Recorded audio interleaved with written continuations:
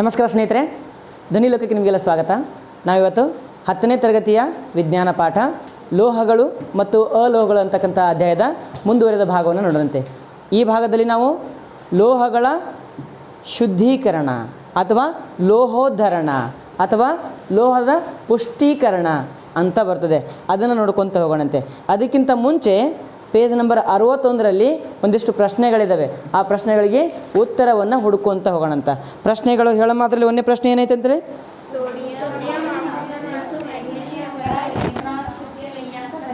ಹೌದಾ? ಒಂದೇದು ಹೇಳು, ಸೋಡಿಯಂ ಅದ ಒಂದೇದು. ಸೋಡಿಯಂನ ಚುಕ್ಕಿ ವಿನ್ಯಾಸ ಅಂತ. ಮಕ್ಕಳು ಏನಪ್ಪ? ಚುಕ್ಕಿ ವಿನ್ಯಾಸ. ಯಾವುದರ ಚುಕ್ಕಿ ವಿನ್ಯಾಸ? ಸೋಡಿಯಂನ ಚುಕ್ಕಿ ವಿನ್ಯಾಸ. ನಿನ್ನೆ ವಿಡಿಯೋದೊಳಗಡೆ, ಹಿಂದಿನ ವಿಡಿಯೋದಲ್ಲಿ ನಾನು ಹೇಳಿದ್ದೀನಿಲ್ಲ ಸೋಡಿಯಂನ ಚುಕ್ಕಿ ವಿನ್ಯಾಸ. ಆದರೂ ಕೂಡ ಇನ್ನೊಮ್ಮೆ ಹೇಳ್ತೀನಿ, ಕೇಳ್ರಿ ಮಕ್ಕಳೇ. ಸೋಡಿಯಂನ ಪರಮಾಣು ರಾಶಿ ಎಷ್ಟಪ್ಪ? ಪರಮಾಣು ಸಂಖ್ಯೆ ಎಷ್ಟು ಮಕ್ಕಳೇ? 11 ಪರಮಾಣು ಸಂಖ್ಯೆ ಅದಂತಂದ್ರೆ ಅದ್ರದ್ದು ಏನು ಬರಿಬೇಕು ನಾವು? ಇಲೆಕ್ಟ್ರಾನ್ ವಿನ್ಯಾಸ. ಏನು ಬರಬೇಕು? ಇಲೆಕ್ಟ್ರಾನ್ ವಿನ್ಯಾಸ ಬರಬೇಕು ಅಂತಂದ್ರೆ ಅದಕ್ಕೊಂದು ಏನು ಹೇಳಿದ್ದೆ ನಿಮ್ಗೆ? ಸೂತ್ರ ಹೇಳಿದ್ದೆ. ಏನಂತ ಹೇಳಿದ್ದೆ? 1s2 2s 2p 3s 3p 3d 4s 4p 4d 4f then 5s 5p 5d 5f ಇತ್ಯಾದಿ ಬರ್ತದೆ. ಎಸ್ ಅಂದ್ರೆ 2 ಎಲೆಕ್ಟ್ರಾನ್ ಕೂರ್ತವ. ಎಸ್ ಅಲ್ಲಿ ಎಷ್ಟು ಎಲೆಕ್ಟ್ರಾನಪ್ಪ? 2. ಪಿ ಅಂತಂದರೆ 6, ಮ್ಯಾಕ್ಸಿಮಮ್ 6 ಎಲೆಕ್ಟ್ರಾನ್ ಕೂರ್ತವೆ. ಡಿ ಅಂತಂದಾಗ 10 ಎಲೆಕ್ಟ್ರಾನ್ಗಳು. ಡಿ ಅಂದ್ರೆ 10. ಎಫ್ ಅಂದ್ರೆ 14 ಎಲೆಕ್ಟ್ರಾನ್ಗಳು. ಎಫ್ ಅಂದ್ರೆ ಎಷ್ಟಪ್ಪ? 14 ಎಲೆಕ್ಟ್ರಾನ್ಗಳು. ಸರಿನಾ? ಮೊದಲನೇದಾಗಿ 1s ಅಲ್ಲಿ ಏನು ಹಾಕೋಣ? ಎಲೆಕ್ಟ್ರಾನ್ಗಳನ್ನು ಹಾಕೋಣ. 1s ಅಲ್ಲಿ ಎಲೆಕ್ಟ್ರಾನ್ ಹಾಕಲ್ಲ? 1s2. ಯಾಕೆ ಎಸ್ ಒಳಗೆ 2 ಮ್ಯಾಕ್ಸಿಮಮ್. ಅದರೊಳಗೆ ಯಾವ್ದು ಹಾಕ್ಬೇಕಂತ? 2s ಹಾಕ್ಬೇಕಂತ. 2s. ಎಸ್ ಅಂದ್ರೆ 2. ಅದರೊಳಗೆ 2p. ಪಿ ಅಂದರೆ ಎಷ್ಟು? 6. 2p ಆಗ್ಬೇಕೇನು? 3s. 3s ಹೌದಿಲ್ಲ? 3s ಅಂತಂದಾಗ ಎಷ್ಟಪ್ಪ? 3s 1. ಯಾಕೆ ಒಂದೇ ಉಳಿತದೆ ಅಲ್ಲಿ. ಸರಿನಾ?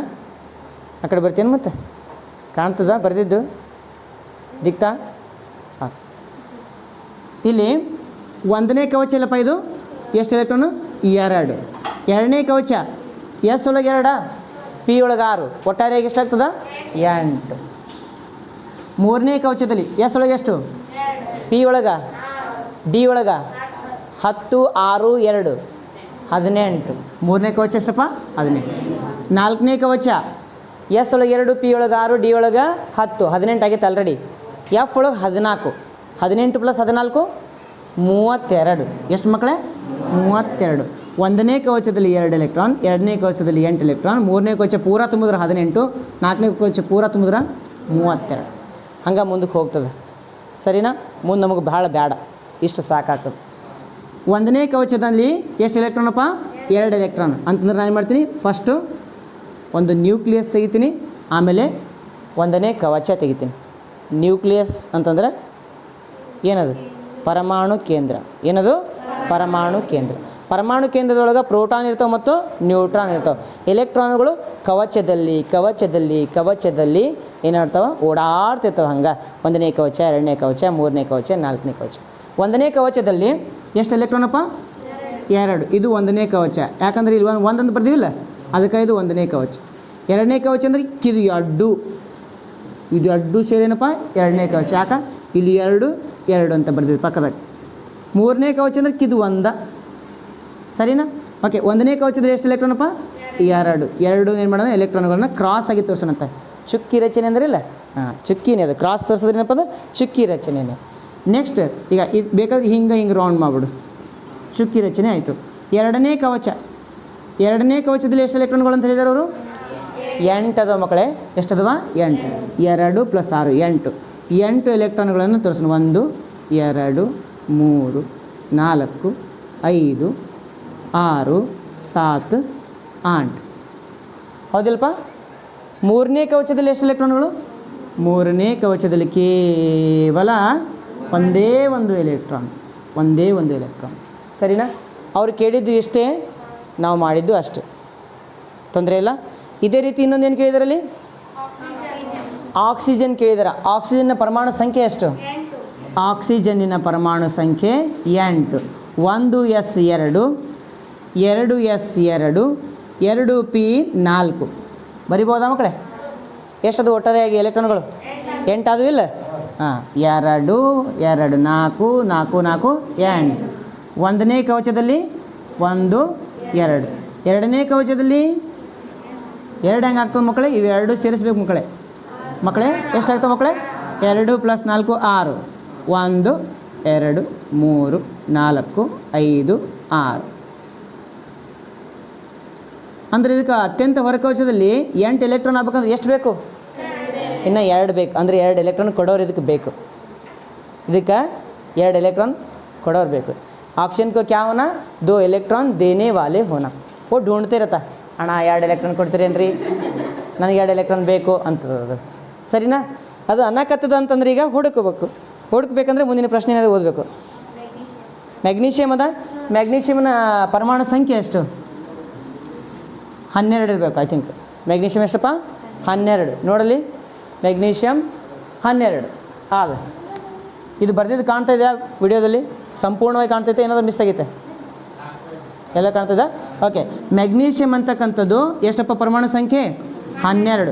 12 ಅಂತಂದ್ರೆ ಹೆಂಗೆ ಬರಿತೀನಿ? 1 S 2, 2 S 2, 2 P 6. ಎಷ್ಟಾಯಿತು?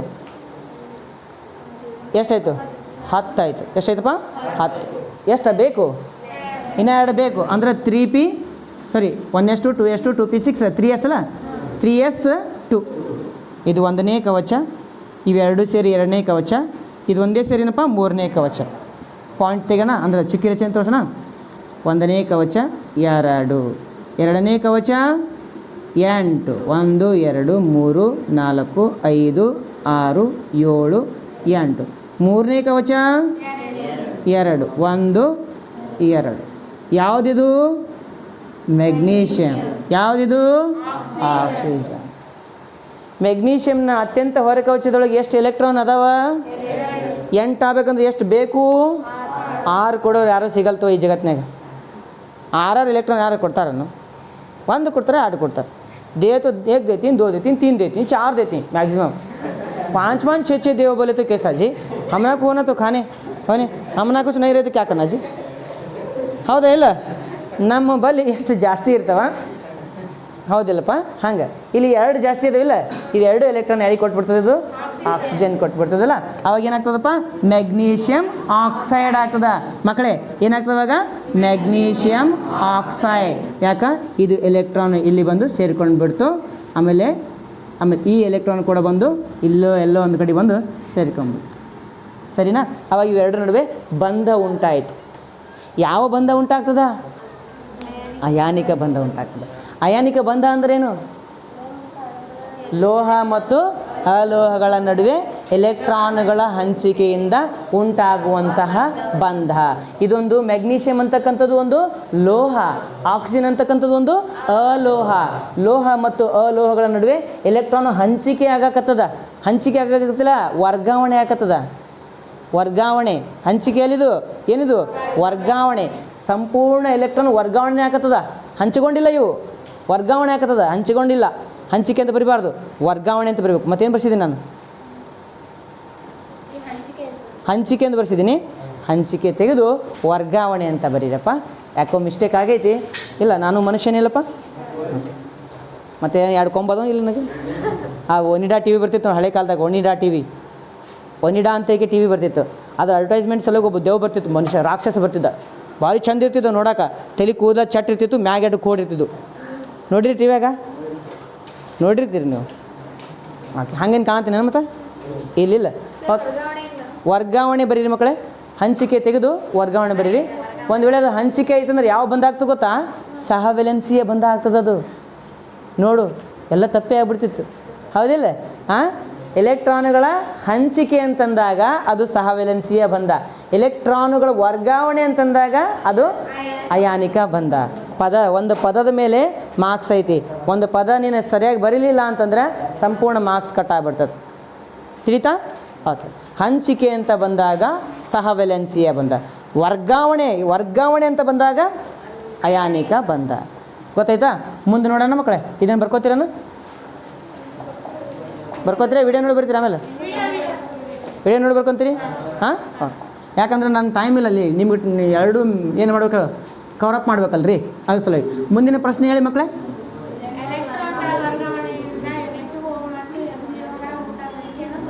ಓಕೆ ಮಗುವೆ, ಇಲ್ಲಿ MgO ತೋರಿಸ್ದನಾ? ಈಗ N2O ಒಂದು ತೋರಿಸ್ಬಿಡ್ತೀನಿ ಅಂತ. ಏನು ತೋರಿಸ್ತೀನಿ? Na2O. ಹಾಂ, Na2O ಅಂದ್ರೆ ಸೋಡಿಯಂ ಆಕ್ಸೈಡ್. Na2O ಅಂದ್ರೆ ಏನಪ್ಪ? Sodium oxide.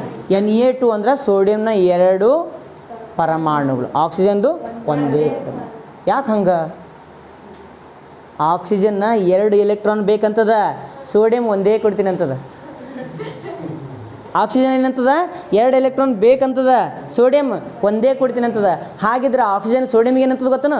ಇನ್ನೊಬ್ಬ ಸೋಡಿಯಂಗೆ ಕರ್ಕೊಂಬಾಪ ಅಂತದ. ಇಬ್ರು ಆಗ್ತೀರಿ, ಇಬ್ಬರು ಒಂದೊಂದು ಎಲೆಕ್ಟ್ರಾನ್ ಕೊಡತ್ತೀರಿ ಅಂತ.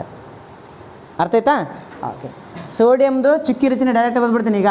ಬರೆಯಲ್ಲ? 1s2 2s2 2 ಆಮೇಲೆ 2p6. ಒಟ್ಟಾರೆಗೆ ಎಷ್ಟಾದವು ಇಲ್ಲಿ? 8 ಎಲೆಕ್ಟ್ರಾನ್ ಅದವಾ? 8 ಅದು. ಅತ್ಯಂತ ಹೊರಕೋಚದಲ್ಲಿ ಒಂದೇ ಒಂದು ಎಲೆಕ್ಟ್ರಾನ್ ಆಯಿತು. ಆಮೇಲೆ ಆಕ್ಸಿಜನ್, ಇದು ಸೋಡಿಯಂ ಹಾಕೋದು. N2 ಅದಿಲ್ಲ?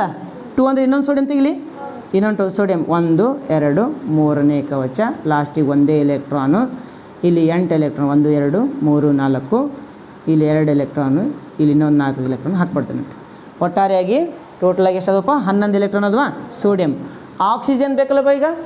ಆಕ್ಸಿಜನ್ ಅಂತಂದರೆ ಅತ್ಯಂತ ಹೊರಕೋಚ ಅಥವಾ ಎಷ್ಟಪ್ಪ ಅದು ವೇಲೆನ್ಸಿ, ಸಾರಿ ಪರಮಾಣು ಸಂಖ್ಯೆ N2.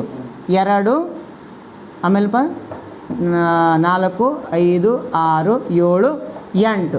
ಇನ್ನು ಎಷ್ಟು ಎಲೆಕ್ಟ್ರಾನ್ ಬೇಕು? 2 ಎಲೆಕ್ಟ್ರಾನ್ ಬೇಕು. ಎಷ್ಟು ಎಲೆಕ್ಟ್ರಾನ್ ಬೇಕಪ್ಪ ಅದಕ್ಕೆ? 2 ಎಲೆಕ್ಟ್ರಾನ್. ಅತ್ಯಂತ ಹೊರ ಕವಚದಲ್ಲಿ ಈ ಜಾಗದ ಒಂದು ಎಲೆಕ್ಟ್ರಾನ್ ಇಲ್ಲಿಂದ ಕೊಡೋಣ, ನೆಕ್ಸ್ಟ್ ಈ ಜಾಗದ ಎಲೆಕ್ಟ್ರಾನ್ ಇಲ್ಲಿಂದ ಕೊಡೋಣ. ಸರಿನಾ?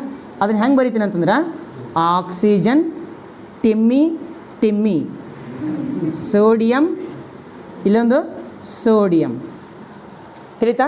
ನೀವು ಸ್ವಲ್ಪ ಸನಿ ಬರೆಯಂತ, ದೂರ, ಅಷ್ಟು ದೂರ ಬೇಡ ಪಾಪ. ಇಲೆಕ್ಟ್ರಾನ್ ಕೊಟ್ಟಿಗೆ ಅಷ್ಟು ದೂರ ಕುಂದಿರ್ಬೇಕು ಅದು, ಹೌದಿಲ್ಪ? ಸೋಡಿಯಂ ಅದೇನಪ್ಪ? ಆಕ್ಸಿಜನ್. ಭಾಳ ದೊಡ್ಡದಿಲ್ಲ, ಓ ಸಣ್ಣದು ಮಾಡೋಣ ಅಂತಂತೀರಿ. ಹಾಂ ಸರಿನಾ? ಇದೇನಾಗ್ತದ? ಯಾವ ಬಂಧ ಉಂಟಾಗೋಕೇಪ? ಇದು ಅಯಾನಿಕ ಬಂಧ. ಯಾವುದರ ನಡುವೆ? ಸೋಡಿಯಂ ಮತ್ತು ಆಕ್ಸಿಜನ್ ನಡುವೆ. ಸೋಡಿಯಂ ಅಂತಕ್ಕಂಥದ್ದು ಲೋಹ, ಆಕ್ಸಿಜನ್ ಅಂತಕ್ಕಂಥದ್ದು ಅಲೋಹ. ಪ್ರಶ್ನೆಗಳು ಮುಗಿದ್ವಾ? ಮುಂದಕ್ಕೆ ಹೋಗ್ಬೋದಲ್ಲ ಈಗ? ಓಕೆ. ಮುಂದೇನು ಕೊಟ್ಟಿದ್ದಾರೆ ಅವರು? ಹಾಂ, ಈ ಸಂಯುಕ್ತಗಳಲ್ಲಿರುವ ಅಯಾನುಗಳು ಯಾವುವು ಅಂತ ಹೇಳ್ತಾರೆ ಅವರು. ಇಲ್ಲಿ ಸೋಡಿಯಂ ಎಲೆಕ್ಟ್ರಾನ್ ಕೊಡಾಗ್ತದ, ಸೋಡಿಯಂ ಎಲೆಕ್ಟ್ರಾನ್ ಕೊಡಾಗ್ತದ. Na ಏನು ಬರೀಲಿ? ಪ್ಲಸ್ ಬರೀಲಿ, Na ಪ್ಲಸ್. ಆಕ್ಸಿಜನ್ ಎಷ್ಟು ಎಲೆಕ್ಟ್ರಾನ್ ತೊಗೊಳತ್ತದ? 2 ಅಂದರೆ 2 ಮೈನಸ್ ಬರೀಲಿ. ಸೋಡಿಯಂ ಒಂದೇ ಎಲೆಕ್ಟ್ರಾನ್ ಕೊಡಾಕತ್ತದ, ಅದಕ್ಕೇನು ಬರ್ತೀನಪ್ಪ? Na plus. ಆಕ್ಸಿಜನ್ 2 ಎಲೆಕ್ಟ್ರಾನ್ ತೊಗೊಳಕತ್ತದ, ಅದಕ್ಕೇನು ಬರ್ತೀನಿ? O minus. ಆಗಲೇ O2 ಮೈನಸ್. 2 ಎಲೆಕ್ಟ್ರಾನ್ ತೊಗೊಳೋದು. ಆಗಲೇನಿತ್ತು? Mg ಇತ್ತಲ್ಲ, ಮ್ಯಾಗ್ನೀಷಿಯಮ್ ಎಷ್ಟು ಎಲೆಕ್ಟ್ರಾನ್ ಕೊಡಾತಿತ್ತು ಅವಾಗ? 2 ಎಲೆಕ್ಟ್ರಾನ್ ಕೊಡಾಕತ್ತಿತ್ತು, ಅದಕ್ಕೆ Mg2 ಪ್ಲಸ್ ಬರೀಲಿ. ಆಮೇಲೆ ಅಲ್ಲಿ ಇನ್ನೊಂದು ಯಾವುದಿತ್ತು? ಆಕ್ಸಿಜನ್ 2 ಎಲೆಕ್ಟ್ರಾನ್ ತೊಗೊಳತ್ತಿತ್ತಿಲ್ಲ, 2 ಮೈನಸ್. ಇದು ಉತ್ತರ. ಇವೆರಡು ಉತ್ತರ ಯಾವುದಕ್ಕಪ್ಪ? 3ನೇ ಪ್ರಶ್ನೆಗೆ. ಅಯಾನುಗಳು ಯಾವುವು ಅಂತಂದ್ರೆ ಇವು ಬರಬೇಕು. ತಿಳಿತು? ಏನು ಮಗು? ಮುಂದಿನ ನೋಡೋಣ. ಮುಂದಿನ ಪ್ರಶ್ನೆ ಏನಾದ್ರು? ಹಾಂ, ಆಲ್ರೆಡಿ ಹೇಳಿದ್ದೀನಲ್ಪ. ಇನ್ನು ಅಯಾನಿಕ ಸಂಯುಕ್ತಗಳ ಭೌತಿಕ ಗುಣಲಕ್ಷಣಗಳಿಲ್ಲಪ್ಪ ಅದು. ಹಾಂ, ಅದನ್ನು ಹೇಳ್ತೀನಿ ತಡಿ. ನಿನ್ನೆ ಹೇಳಿಲ್ಲ ಅನಿಸುತ್ತಾ? ಅಯಾನಿಕ ಸಂಯುಕ್ತಗಳು ಎಂದರೇನು ಅಷ್ಟೇ ಹೇಳಿದ್ದೀನಿ ನಿನ್ನೆ. ಹಾಂ, ಅಯಾನಿಕ ಸಂಯುಕ್ತ ಉಂಟಾಗೋಕೆ ಅಷ್ಟೇ ಹೇಳಿದ್ದೀನಿ. ಈಗೇನು ಹೇಳಬೇಕು? ಅಯಾನಿಕ ಸಂಯುಕ್ತಗಳ ಭೌತಿಕ ಗುಣಲಕ್ಷಣಗಳು. ಬಹುತೇಕ ಅಯಾನಿಕ ಸಂಯುಕ್ತಗಳು ಗಟ್ಟಿಯಾಗಿರ್ತವೆ ಮತ್ತು ಆ ಗಟ್ಟಿಯಾಗಿದ್ದರೂ ಕೂಡ ಅವುಗಳನ್ನು ನಾವು ಜೋರಾಗಿ ಬಡಿದಾಗ ಪುಡಿ ಆಗ್ತವೆ. ಏನಾಗ್ತಾವೆ? ಪುಡಿ ಆಗ್ತವೆ, ಪುಡಿ ಆಗ್ತವೆ. ಬಿದುರು ಆಗಿರ್ತವೆ ಅಂತವು. ಬಿದುರು, ಹೌದಲ್ಲ? ಬಿದುರು ರೂಪದಲ್ಲಿರುತ್ತಂತ ಒಂದು ಪದ ಐತಿ ಪುಸ್ತಕದಾಗ, ಹುಡುಕ್ರಿ. ಆದಲ್ಲ, ಬಿದುರು ಅಂತದ. ಬಿದುರು ಅಂತಂದ್ರೆ ಕಾಳು ಇದ್ದಂಗೆ, ಕಣ ಇದ್ದಂಗೆ. ಉಪ್ಪದ. ಉಪ್ಪು ಹೆಂಗಿರ್ತದೆ? ಸ್ಮೂತ್ ಇರ್ತದನ? ಕಾಳು ಇರ್ತದಲ್ಲ, ಹಾಂ, ಒಂದು ರೀತಿ ಉಸುಕು ಟೈಪ್, ಮರಳು ಟೈಪ್ ಇರ್ತದೆ. ಆ ಟೈಪ್ ಇದ್ದಿದ್ದಕ್ಕೆ ಬಿದುರು ಅಂತ ಕರಿತೀವಿ ನಾವು. ಸ್ಮೂತ್ ಇದ್ರೆ, ಸಾಫ್ಟ್ ಇದ್ರೆ ಅದಕ್ಕೆ ನಯ ಅಂತ ಕರಿತೀವಿ. ನಯ ಪೈಸೆ ಅಲ್ಲ, ನಯ ಅಂತಂದ್ರೆ ಸ್ಮೂತ್, ನಯವಾದ ಚರ್ಮ, ಕೋಮಲ ಚರ್ಮ ಅನ್ನಂಗಿಲ್ಲ. ಹಾಂ, ಇದೇನು ನಯ ಅಂತಂದ್ರೇನು? ನುಣುಪು. ಲೋಹಗಳು ನುಣುಪಾದ ಮೇಲ್ಮೈ ಹೊಂದಿದವ, ಅಲೋಹಗಳು ಬಿದುರು ಮೇಲ್ಮೈ ಹೊಂದಿದವ. ತಿಳಿತಾ? ಉಲ್ಟಾ, ಎಲ್ಲ ಉಲ್ಟಾ. ಲೋಹಗಳು ನುಣುಪಾದ ಮೇಲ್ಮೈ, ಅಲೋಹಗಳು ಬಿದುರು ಮೇಲ್ಮೈ. ಲೋಹಗಳನ್ನು ಜೋರಾಗಿ ಹೊಡೆದೇನು ತಿಳ್ಕೊ, ಅದೇನಾಗ್ತದಪ್ಪ? ಹಾಳಿ ಆಗ್ತದ, ಇಲ್ಲ ವಯರ್ ಆಗ್ಬಿಡ್ತದೆ, ತಂತಿ ಆಗ್ತದೆ. ಅಲೋಹ ಹಂಗಲ್ಲ, ಅದಕ್ಕೆ ಕುಟ್ಯತೆ ಗುಣನೂ ಇಲ್ಲ, ಅದಕ್ಕೆ ತನ್ಯತೆ ಗುಣನೂ ಇಲ್ಲ. ಅದು ಹೆಂಗದಪ್ಪ? ಅದು ಬಿದುರು ರೂಪದಾಗಿರ್ತದೆ, ಬಿದುರಾಗಿರುತ್ತದೆ, ನುಣುಪಾಗಿ ಇರುವುದಿಲ್ಲ. ಮುಂದೆ ಅಷ್ಟೇ ಬರ್ಸಿದ್ದೀನಿ, 5 ಪಾಯಿಂಟ್ ಬರ್ಸಿದ್ದೀನಿ ಅದರೊಳಗಡೆ. 1ನೇ ಪಾಯಿಂಟ್ ಐತೆ, 2ನೇ ಪಾಯಿಂಟ್ ಹೇಳಪ್ಪ.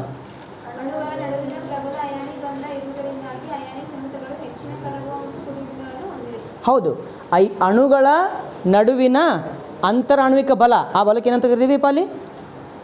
ಅಣುಗಳ ನಡುವಿನ ಅಯಾನಿಕ ಬಲ, ಹೌದಿಲ್ಲ? ಹಾಂ, ಪ್ರಬಲ ಅಯಾನಿಕ ಬಲ. ಆ ಪದ ಭಾಳ ಇಂಪಾರ್ಟೆಂಟ್ ಅಲ್ಲಿ. ಅಣುಗಳ ನಡುವಿನ ಪ್ರಬಲ ಅಯಾನಿಕ ಬಲ ಇರುವುದರಿಂದ ಏನಪ್ಪ? ಅಯಾನಿಕ ಸಂಯುಕ್ತಗಳು ಏನು? ಅಧಿಕ ಕರಗುವ ಬಿಂದು ಮತ್ತು ಕುದಿ ಬಿಂದುವನ್ನು ಹೊಂದಿದವೆ. ಪ್ರಶ್ನೆ ಕೇಳ್ತಾ ನಿಮಗೆ, ಅಯಾನಿಕ ಸಂಯುಕ್ತಗಳು ಹೆಚ್ಚಿನ ಕರಗುವ ಬಿಂದು ಮತ್ತು ಕುದಿ ಬಿಂದುವನ್ನು ಹೊಂದಿದವೆ ಏಕೆ ಅಂತ ಪ್ರಶ್ನೆ ಕೇಳಿದಾಗ ಏನು ಉತ್ತರ ಕೊಡ್ತೀರಿ ಮಲಕ್ರೆ? ಹಂಗೆ ಕೂತು ಬಿಡ್ತೀವ್ರಿ ನಾವು, ಹೌದಿಲ್ಪ? ಹಾಂ, ಓಕೆ.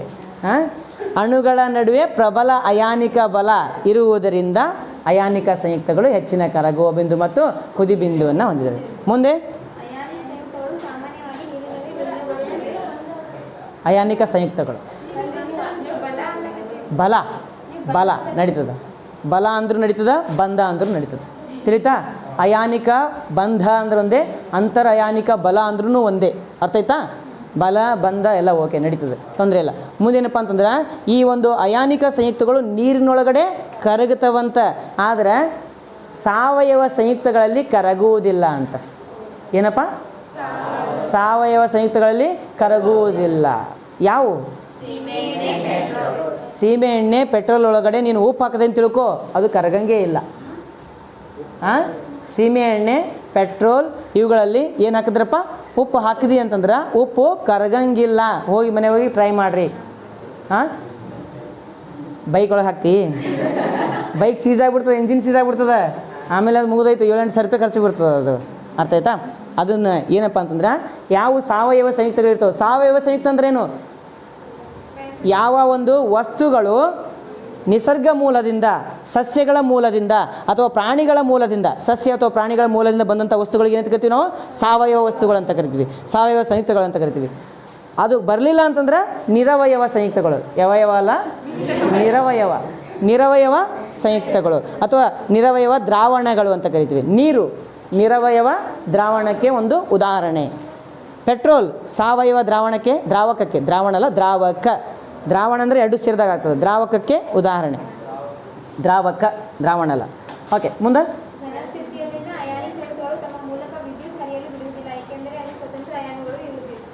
ಹೌದು. ಘನಸ್ಥಿತಿಯಲ್ಲಿ ಏನು ಮಗು? ಘನಸ್ಥಿತಿಯಲ್ಲಿ ಇರ್ತಕ್ಕಂತಹ ಒಂದು ವೇಳೆ ಉಪ್ಪದ, ಉಪ್ಪಿನೊಳಗಡೆ ನಾವು ವಿದ್ಯುತ್ತನ್ನು ಹಾಯಿಸಿದ್ವಿ ಅಂತ ತಿಳ್ಕೊ, ಅದರೊಳಗೆ ಎಲೆಕ್ಟ್ರಿಸಿಟಿ ಪಾಸ್ ಆಗಲ್ಲ, ವಿದ್ಯುತ್ ಪ್ರವಾಹ ಆಗಂಗಿಲ್ಲ.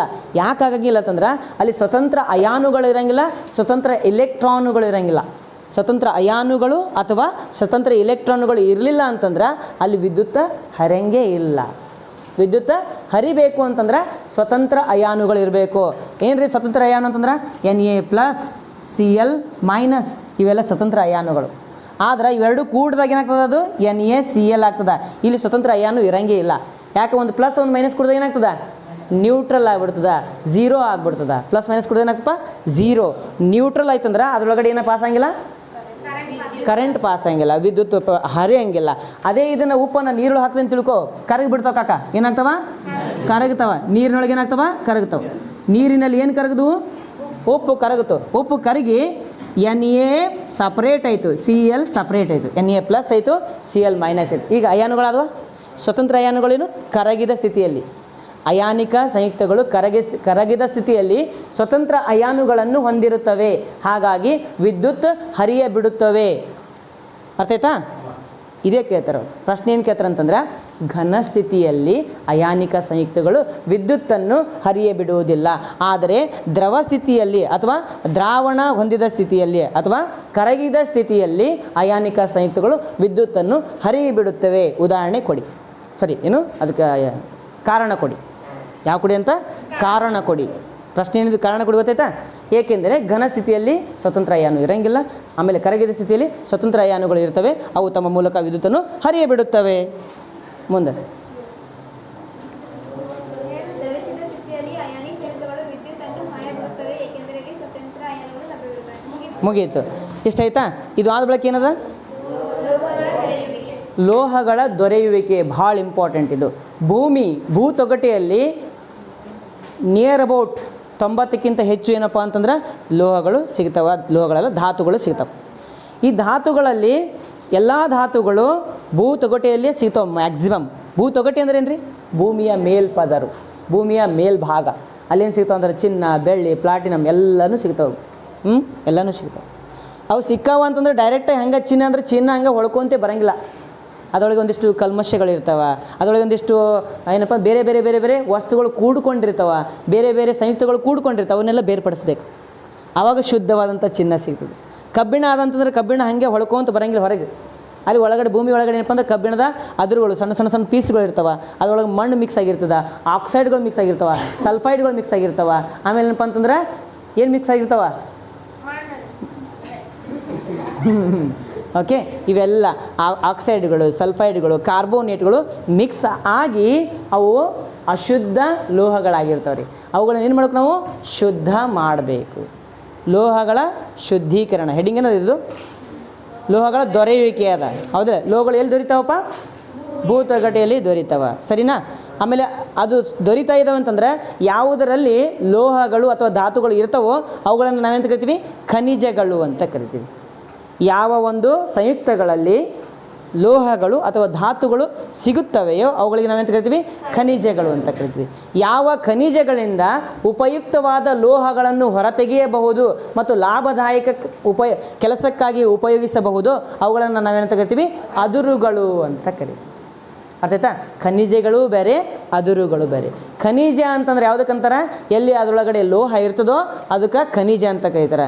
ಆಮೇಲೆ ಯಾವ ಖನಿಜದಿಂದ ಲೋಹವನ್ನು ಹೊರತೆಗೆಯಲು ಸಾಧ್ಯವೋ ಆ ಖನಿಜವನ್ನು ನಾವೆಂತ ಕರಿತೀವಿ? ಅದುರು ಅಂತ ಕರಿತೀವಿ. ಎಲ್ಲ ಖನಿಜಗಳಿಂದ ಲೋಹವನ್ನು ಹೊರತೆಗೆಯೋಕ್ಕೆ ಸಾಧ್ಯ ಇಲ್ಲ. ಅರ್ಥ ಆಯ್ತಾ? ತಿಳಿತು? ಆದರೆ ಎಲ್ಲ ಅದುರುಗಳಿಂದ ಲೋಹಗಳನ್ನು ಹೊರತೆಗೆಯಬಹುದು. ಮುಂದೆ ಬರೋದು ಯಾವುದು? ಲೋಹದ ಲೋಹೋದ್ಧರಣ. ಲೋಹ ಉದ್ಧರಣ. ಉದ್ಧಾರ ಆಗೋ ಮೊಮ್ಮಗನೇ ಅಂತಾರೆ. ಗೊತ್ತನ? ಉದ್ಧಾರ ಆಗೋ ಮೊಮ್ಮಗನೇ ಅಂತಾರೆ. ಉದ್ಧಾರ ಆಗಂದ್ರೆ ಏನು ಅರ್ಥ? ಶಾಣೆ ಆಗು, ಶುದ್ಧ ಆಗು, ಪರಿಶುದ್ಧ ಆಗು ಅಂದಂಗೆ. ಉದ್ಧಾರ ಆಗಂದ್ರೇನು? ಶುದ್ಧ ಆಗು, ಪರಿಶುದ್ಧ ಆಗು. ಇಲ್ಲಿ ಏನು ಮಾಡ್ತಾರೆ? ಲೋಹಗಳನ್ನು ಶುದ್ಧ ಮಾಡ್ತಾರಂತ. ಲೋಹ ಉದ್ಧರಣ. ಲೋಹೋದ್ಧರಣ ಅಂದ್ರೆ ಲೋಹವನ್ನು ಶುದ್ಧ ಮಾಡು. ತಿಳಿತಾ? ಅದುರುಗಳಿಂದ ಲೋಹಗಳನ್ನು ಹೊರತೆಗೆಯುವ ಪ್ರಕ್ರಿಯೆಗೆ ಏನಂತ ಕರಿತೀವಪ್ಪ ನಾವು? ಲೋಹೋದ್ಧರಣ ಅಂತ ಕರಿತೀವಿ. ಸರಿನಾ? ಇದು ನಿಮಗೆ ಗೊತ್ತದ, ಆಲ್ರೆಡಿ ಪಾಯಿಂಟು ಬರ್ಸಿದ್ದೀನಿ ನಿಮ್ಗೆ. ಹಾಗಿದ್ರೆ ಈ ಭೂಮಿಯ ಮೇಲೆ ಸಿಗ್ತಕ್ಕಂತಹ ಎಲ್ಲ ಲೋಹಗಳು ಅವುಗಳು ಯಾವ ರೂಪದಲ್ಲಿರ್ತವೆ? ಅವುಗಳನ್ನು ನಾವು ಹೆಂಗೆ ವಿಂಗಡಣೆ ಮಾಡಬೇಕು? ಎಲ್ಲ ಲೋಹಗಳನ್ನು ಒಂದೇ ಥರದಿಂದ ಲೋಹೋದ್ಧರಣ ಮಾಡೋಕ್ಕಾಗ್ತದ? ಶುದ್ಧ ಮಾಡೋಕ್ಕಾಗ್ತದ? ಚಿನ್ನಕ್ಕೆ ಏನು ಉಪಯೋಗ ಮಾಡ್ತೀವಿ? ಪ್ರಾಸೆಸ್. ಚಿನ್ನವನ್ನು ಶುದ್ಧ ಮಾಡಲು ಏನು ಪ್ರಾಸೆಸ್ ಅಂದರೆ ವಿಧಾನ. ಚಿನ್ನವನ್ನು ಶುದ್ಧ ಮಾಡುವ ವಿಧಾನ ಬೇರೆ ಇರ್ತದೆ, ಕಬ್ಬಿಣ ಶುದ್ಧ ಮಾಡುವ ವಿಧಾನ ಬೇರೆ ಇರ್ತದೆ, ತಾಮ್ರ ಶುದ್ಧ ಮಾಡುವ ವಿಧಾನ ಬೇರೆ ಇರ್ತದೆ. ಇವೆಲ್ಲದಕ್ಕೂ ವಿಧಾನ ಬೇರೆ ಬೇರೆ ಇರ್ತಾವೆ. ಹಂಗೆ ಬೇರೆ ಬೇರೆ ಇರಬೇಕು ಅಂತಂದ್ರೆ ಅದಕ್ಕೆ ಏನಾದರೂ ಒಂದು ಲಿಂಕ್ ಇರಬೇಕಲ್ಲ. ಆ ಲಿಂಕನ್ನು ಹುಡುಕಬೇಕು. ಬೇರೆ ಬೇರೆ ಹಂತಗಳನ್ನು ನಾವು ಹಚ್ಚಬೇಕು ಅಂತಂದ್ರೆ ಎಲ್ಲ ಲೋಹಗಳನ್ನು ನಾವು 3 ಭಾಗಗಳು ವಿಂಗಡಿಸ್ತೀವಿ. ಹೌದಾ? ಒಂದೇದೇನೈತೆ ಇದಕ್ಕೆ ನಾನು? ಅಧಿಕ ಕ್ರಿಯಾಶೀಲ ಲೋಹಗಳು, ಹೆಚ್ಚಿನ ಕ್ರಿಯಾಶೀಲ ಲೋಹಗಳು. ಎರಡನೇದೇನಪ್ಪ? ಮಧ್ಯಮ ಕ್ರಿಯಾಶೀಲ. ಮೂರನೇದು ಕಡಿಮೆ ಕ್ರಿಯಾಶೀಲ ಲೋಹ.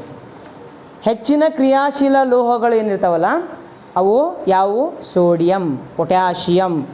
ಹೇಳಿದ್ದೀನಿ ನಿಮ್ಗೆ? ಸೋಡಿಯಂ, ಪೊಟ್ಯಾಷಿಯಂ ಹೆಚ್ಚಿನ ಕ್ರಿಯಾಶೀಲ ಲೋಹಗಳು.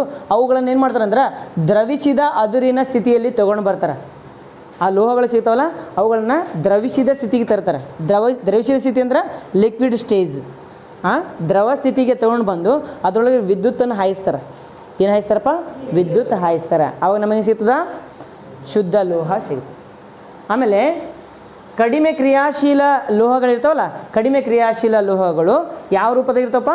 ಸಲ್ಫೈಡ್ ರೂಪದಾಗಿರ್ತಾವೆ. ಬಿಡು ಅದು. ಈಗ ಆಲ್ಮೋಸ್ಟ್ ಎಲ್ಲ ಲೋಹಗಳು ಭೂತಗಟಿ ಒಳಗೆ ಒಂದು ಆಕ್ಸೈಡ್ ಒಳಗೆ ಸಿಗಬೇಕು, ಇಲ್ಲ ಒಂದು ಕಾರ್ಬೋನೇಟ್ ಒಳಗೆ ಸಿಗಬೇಕು, ಇಲ್ಲ ಒಂದು ಸಲ್ಫೇಟ್ ಒಳಗೆ ಸಿಗಬೇಕು. 3 ರೂಪದಾಗ ಸಿಗ್ತದೆ. ಸದ್ಯಕ್ಕೆ ಇಷ್ಟು ತಿಳ್ಕೊಡ್ರಿ. ಏನಂತ? ಒಂದು ಆಕ್ಸೈಡ್ ರೂಪದಲ್ಲಿ, ಇನ್ನೊಂದು ಕಾರ್ಬೋನೇಟ್ ರೂಪದಲ್ಲಿ, ಇನ್ನೊಂದು ಸಲ್ಫೇಟ್ ರೂಪದಲ್ಲಿ. ಸರಿನಾ? ಸಲ್ಫೇಟ್, ಕಾರ್ಬೋನೇಟ್ ಅಂತಕ್ಕಂಥವು ಏನಪ್ಪ ಅಂತಂದ್ರೆ ಅತಿ ಕನಿಷ್ಠ ಶುದ್ಧ ಇರತಕ್ಕಂತಹ ಲೋಹದ ಅದಿರುಗಳು. ಕನಿಷ್ಠ ಶುದ್ಧ ಅದು. ಕನಿಷ್ಠ ಶುದ್ಧ ಅಂದ್ರೆ ಗೊತ್ತಲ್ಲ, ಕಲ್ಮಶ ಜಾಸ್ತಿ ಅಂದಂಗೆ. ಕನಿಷ್ಠ ಶುದ್ಧ ಅಂದ್ರೆ ಏನಪ್ಪ? ಕಲ್ಮಶ ಜಾಸ್ತಿ, ಹೊಲಸು ಜಾಸ್ತಿ ಅಂದಂಗೆ.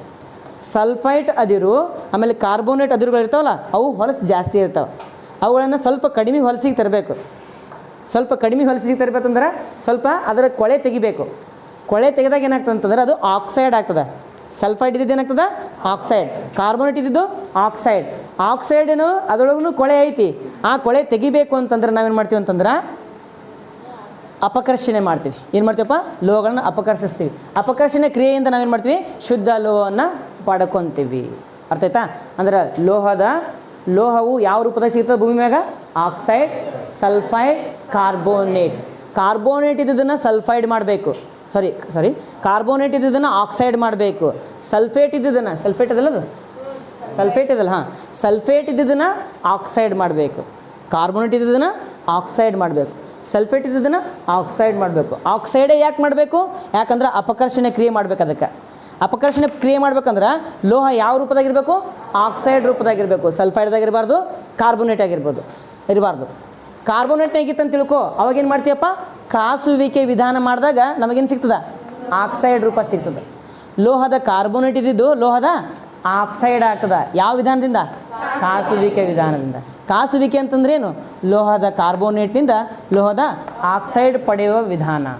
ಅದೇ ರೀತಿ ಸಲ್ಫೈಡ್ ಅದುರಿನಿಂದ, ಲೋಹದ ಸಲ್ಫೈಡ್ನಿಂದ, ಸಲ್ಫೇಟ್ ಮತ್ತು ಸಲ್ಫೈಡ್ ಅದ, ಸಲ್ಫೇಟ್ ಇಲ್ಲಲ್ಲ, ಕರೆಕ್ಟಾಗಿ ಹೇಳಪ್ಪ. ಅದು ಸಲ್ಫೈಡ್ ಅದನ್ನ ಇಲ್ಲಿ, ಹಾಂ, ಸಲ್ಫೈಡ್ ಮಿಸ್ ಆಗೈತಿ. ಇಲ್ಲೊಂದು ಸಲ್ಫೈಟ್ ಬರ್ದಿನಲ್ಲ ನಾನು, ಸಲ್ಫೈಡ್. ಹಾಂ, ಮೊದಲು ಕಾರ್ಬೋನೇಟ್ ಇದ್ದು ಕಾಸುವಿಕೆಯಿಂದ ಏನು ಬಂತಪ್ಪ? ಆಕ್ಸೈಡ್ ಬಂತು. ಸಲ್ಫೈಡನ್ನು ಹುರಿಯುವಿಕೆಯಿಂದ ಏನು ಸಿಗ್ತದೆ ನಮಗೆ? ಆಕ್ಸೈಡ್ ಸಿಗ್ತದೆ.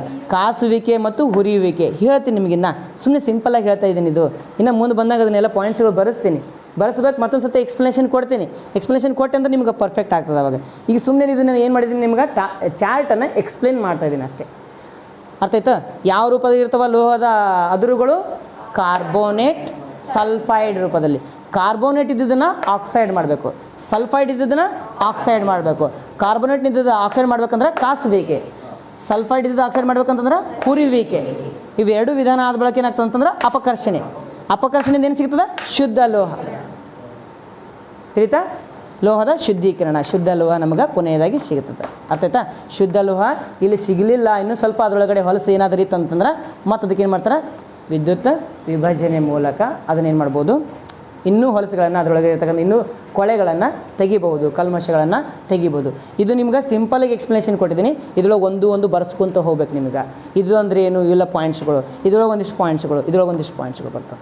ಆಮೇಲೆ ಅದನ್ನು ಎಕ್ಸ್ಪ್ಲನೇಷನ್ ಕೊಡ್ಕೊತ ಹೋಗ್ಬೇಕು. ಸರಿನಾ? ಅರ್ಥ ಆಯ್ತಾ? ಓಕೆ. ವಿಡಿಯೋ ನೋಡಿದ್ದಕ್ಕೆ ಎಲ್ಲರೂ ಕೂಡ ಧನ್ಯವಾದಗಳು.